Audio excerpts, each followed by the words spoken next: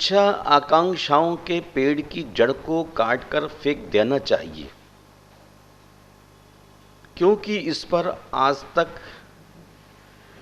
कमबख्त में न कभी फूल लगे न फल आया। सचमुच यह वह बांझ है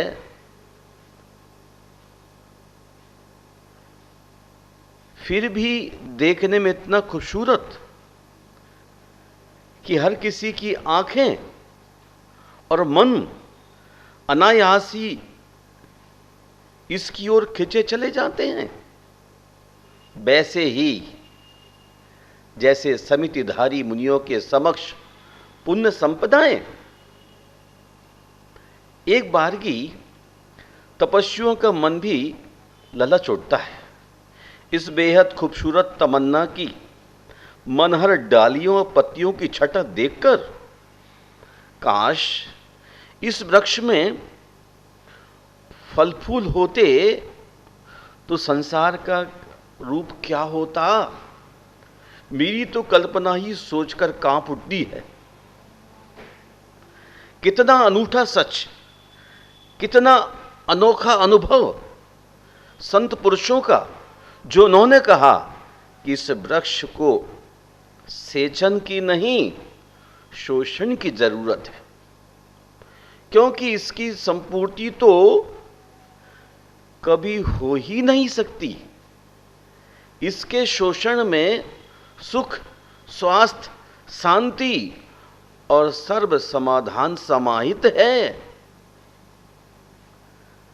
तृष्णा की गति विचित्र है। इसका गमन लंगोटी को धोती में बदल देता है, तो इसके नियंत्रण में धोती अपने आप छोटी होते होते होते लंगोटी का रूप ले लेती है। इसलिए आचार्यों ने इच्छाओं को रोकने पर जोर दिया और इस इच्छा निरोध को तप संज्ञा दी है। इस तप की तपन कुछ और ही होती है, मीठी मीठी सुखद सी। इच्छा निरोध बड़ा आसान भी है तो बड़ा दुष्कर कर्म भी। ममत्व विजय जरूरी है। इसी की पृष्ठभूमि पर खड़े होकर इच्छा निरोध हो सकता है, अन्यथा असंभव नहीं, किंतु मुश्किल कर्म तो है ही। इसकी कहानी बड़ी रहस्यमयी है। ऊंट की तरह कब कौन सी करवट ले बैठे कहा नहीं जा सकता। इच्छा नियंत्रण के लिए पूरी निष्ठा और ईमानदारी की देखरेख अनिवार्य है, नहीं तो इच्छा अच्छों अच्छों के वजूद हिला देती है। एक कहानी है, एक बड़ा ही ईमानदार अधिकारी अफसर था। उसने जीवन में कभी रिश्वत नहीं ली। वह अपने उसूलों पर दृढ़ था। मौत रिश्वत नहीं लेती, लेकिन रिश्वत इज्जत व मौत सब कुछ जरूर ले लेती है। वह नौकरी से अवकाश प्राप्त हुआ तो कृतज्ञ लोगों ने उसके गुणों का आदर करने हेतु उसको एक बढ़िया सा उपहार देने की सोची। सीधे उसके पास जाने की किसी की हिम्मत नहीं थी, तो सॉफ्ट कारण ढूंढा। उसकी पत्नी से पूछा, साहब क्या पसंद करेंगे? अफसर की पत्नी बोली, आप लोगों की इतनी इच्छा है उपहार देने की तो कला की कोई चीज दे दीजिए। उपस्थित जनों की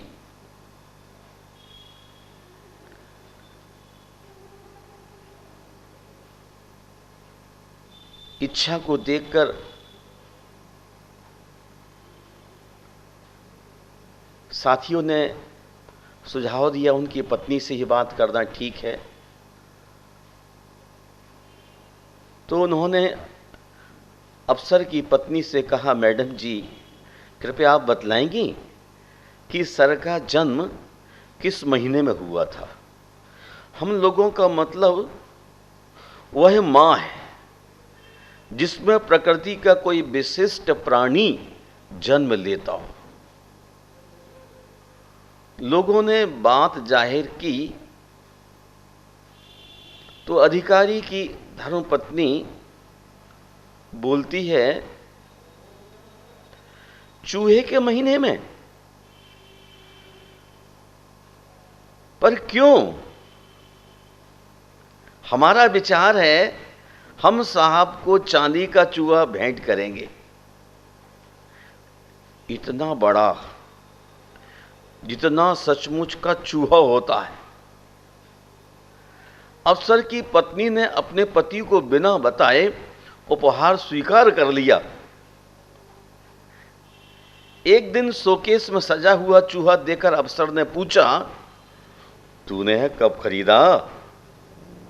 पत्नी बोली, खरीदा नहीं, ये तो उस दिन उपहार में आया था जिस दिन आप सेवा निवृत्त हुए थे। यह कहकर उसने सच्ची बात बता दी और भय से कांप उठी कि अब पति गुस्से में बरस पड़ेगा। पर यहां उल्टा हुआ। मुफ्त की चीज देखकर लालच दैत्य जाग उठा। उसने इच्छा रानी को उठा दिया। इच्छा देवी अफसर के मुख पर आसीन हो गई। अफसर ने ठंडी सांस भरकर कहा, बेचारी, तुझे उन लोगों से कहना चाहिए था कि मेरा पति भैंस के महीने में पैदा हुआ था। पत्नी ने माथा पकड़ लिया और बोली, संतों ने ठीक ही कहा है। एक कनक और कामनी विषफल किया उपाय, देखत ही ते विष चढ़े, चाकत ही मरी जाए। सच है, कनक अर्थात सोना और कामनी अर्थात स्त्री दोनों ही विष फल हैं। जो जिन्हें राग दृष्टि से देखता है उन्हें इनका विष अपनी गिरफ्त में ले लेता है, और जो इनका रस चख लेते हैं वे तो मर ही जाते हैं। अर्थात उनका अध्यात्म जगत तो मृत ही हो जाता है और बाह्य जगत घृणास्पद हो जाता है। तात्पर्य है, तृष्णालुओं का आदर, इज्जत और नयनगत स्नेह सब कुछ खत्म हो जाते हैं और सर्वोच्च किस्म की शांति यहीं बरसती है, यहीं बसती है। इच्छाओं का निरोध ज्ञान पर पड़े पर्दे को फाड़ फेंकने में सहायक होता है। यह कार्य पंचाग्नि के ढेरों पर बैठने से नहीं सधता। उसके लिए तो पांचों इंद्रियों को ज्ञानी इंद्रिय में भस्म करना होगा।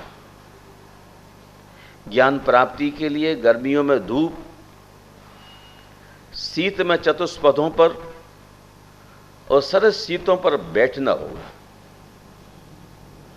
न ही ज्ञान वर्षा में भीगने का मोहताज है। काया कष्ट की भी विशेष जरूरत नहीं है।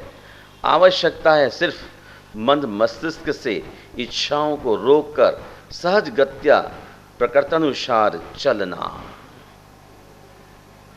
मन और उस पर दीवानी, इंद्रियों तथा सेवा में तत्पर तन चाकर की चाकरी नहीं करनी है। इन पर शासन करना है। एक उत्तम और अच्छे शासक की तरह उन्हें बोध देते हुए, ए उद्दंडो, तुम्हें ही दंड दिया जाता है कि तुम्हारी ख्वाहिशें पूरी नहीं होने दूंगा। इच्छा तुम्हारी ललकार से तड़प तड़प कर स्वतः मर जाएगी। जैसे चेहरे को देखने के लिए शीशे की जरूरत होती है, उसी प्रकार इच्छाओं को रोकने के लिए आदर्श स्वरूप इच्छा निरोधी तपस्वियों की आवश्यकता होती है। उनके जीवन दर्पण में स्वयं को देखने की चेष्टा ही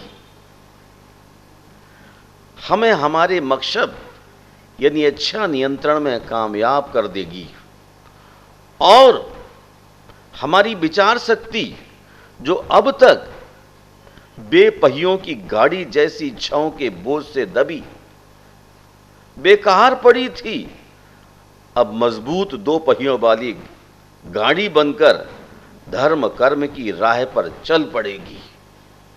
वह विचार शक्ति कर्म से जुटकर हमारी सवारी बन जाएगी। हवा निकली निष्प्राणा साइकिल की भांति हमारे कंधों का बोझ नहीं बनेगी। मैं विचार पर नहीं, विचार मुझ पर सवार होकर यात्रा करेंगे। मैं निरोगी, स्वस्थ, सुंदर, स्वास्थ्यपूर्ण होकर सदग्रस्त या तपस्वी का जीवन ज्ञानी जीऊंगा। ज्ञानी हो या ज्ञानी, तपस्वी हो या ग्रस्त, स्त्री हो या पुरुष, अमीर हो या गरीब, छोटा हो या बड़ा, सभी को प्रकृति के राज्य में सहज प्राप्त में संतुष्ट होकर जीवन को सुखद, सुंदर, स्वास्थ्यपूर्ण और बेहतर बनाने की पूर्ण चेष्टा करनी चाहिए। और आज आपको क्या हो गया? अवसर की समझ में बात आ गई। और ये बोले, चंद्रकांते आप सच कह रही हैं, आपने मेरी आंखों में चढ़ रहे लोभ जहर को समय रहते उतार दिया। महानुभाव, अवसर की तरह हमें भी, आपको भी गुरुजनों का सदुपदेश सुनकर अपनी इच्छा रूपी वृक्ष को जड़ से काट फेंकना चाहिए। गुरुजनों का सदुपदेश सुनकर अपनी इच्छा रूपी वृक्ष को जड़ से काट फेंकना चाहिए, ताकि वह हमारे मन मस्तिष्क को स्वस्थ रख सके और हम लोभ पिशाच और उसके दुष्कृत्यों से बच सकें। जहां लाहो तहां लोहो, लाहा लाहो पविडई। लाभ ही लोभ का कारण है, इसलिए लाभ होने से पहले ही हमें कबीर की उस साखी को जी लेना चाहिए। साईं इतना दीजिए तामे कुटुंब समाए, मैं भी भूखा ना रहूं, साधु न भूखा जाए। इससे ज्यादा की कोई जरूरत नहीं है। साधु आता है तो आतिथ्य कर सकूं, परिवार के लोगों को एक बार का दो बार का भोजन दे सकूं, बस इससे ज़्यादा की ज़रूरत इस धरती पर नहीं है। जैसे जैसे चीज़ों का विकास होता है, वैसे वैसे इच्छाएं आकाश के समान बढ़ती चली जाती हैं और मनुष्य उसका गुलाम होकर के अपने जीवन को तबाह करने लग जाता है। समय रहते लोभ जहर को उतारिए और शौच धर्म का आचरण करते हुए आत्मा का निर्मलीकरण और परमात्मा का साक्षात करें। इन्हीं शब्दों के साथ आज ही अभी अपनी इच्छाओं पर निरोध करते हुए अलोह वृत्ति से शौच धर्म को धारण कर भगवान के पथ पर चलिए और निर्मल आत्मा को वरण करने में तत्पर होइए। इन्हीं शब्दों के साथ जय बोलिए भगवान महावीर स्वामी की। जय बोलिए पार्श्वनाथ भगवान की। जय बोलो उपाध्याय श्री गुप्ती सागर जी महाराज की। उपाध्याय श्री गुप्ती सागर जी महाराज के आशीर्वाद एवं प्रेरणा से यहाँ पर बराबर में पहले हमारे पास जो 700 गज जगह थी, उसके पश्चात हमने पीछे की करीब 100 गज जगह ली और कल आचार्य भगवान श्री विद्यासागर जी के 75वें जन्मदिन पर 505 गज जगह हमने मंदिर के फ्रंट में बिल्कुल बराबर वाली और ली, जिसकी राशि 1 गज की मात्र 1 लाख रुपए की है। जो भी भाई बहन अपने परिवार की तरफ से ये राशि देना चाहें, हमें अपना नाम अवश्य लिखवाएं। आप अपने परिवार की तरफ से 51,000 रुपये दे करके अपना नाम भूमि सारथी में भी लिखवा सकते हैं। आपका सभी का नाम यहाँ पर शिलापट पर जरूर लिखा जाएगा और आपके आने वाली पीढ़ी भी देखेगी कि हमारे परिवार का नाम भी यहाँ पर लिखा हुआ है। मैं सभी से निवेदन करता हूँ कि जो भी लोग देना चाहें वह जरूर देवे। कल करीब 395 गज जगह का पैसा हमारे पास में आ गया, मात्र 110 गज जगह का पैसा हमें और चाहिए। जो भी पहले देगा उसका नाम यहां पर लिखा जाएगा।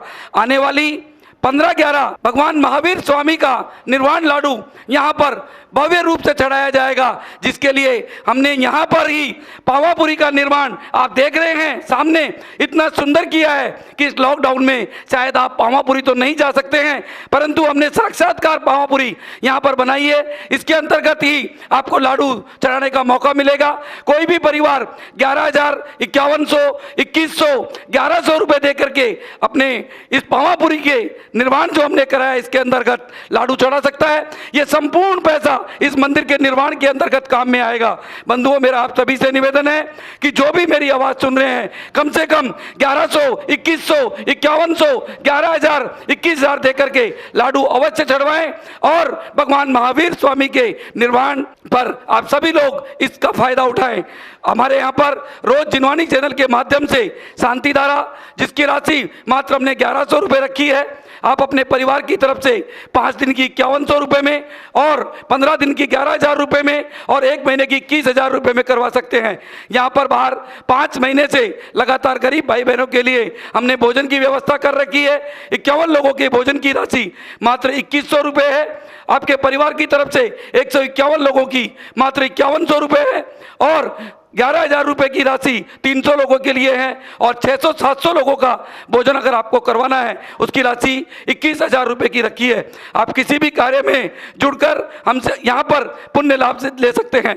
15/11 का जो निर्माण का कार्यक्रम होगा वह जिनवानी चैनल के माध्यम से सुबह 9:30 बजे से दोपहर को 1 बजे तक सीधा प्रसारण आपको दिखाया जाएगा। आप अपने घर बैठे अपने जो लाडू चढ़ाया जाएगा उसे देख सकते हैं, पुण्य कमा सकते हैं। बंधुओं, हम आपको पुण्य कमाने का अवसर दे रहे हैं, आप जरूर ये सब अवसर लेवें। इन सब कार्य के लिए आप हमें 8800202068 या 9312607071 या 93119898 पर फोन करके हमें अपना नाम लिखवा सकते हैं। बंधुओं, आप जो भी राशि यहाँ पर देंगे वह समस्त राशि ATG के अंतर्गत आएगी और आपको इनकम टैक्स से भी उसका फायदा मिलेगा। वह नंबर आप हमारे नंबरों से कभी भी ले सकते हैं। जय जिनेंद्र।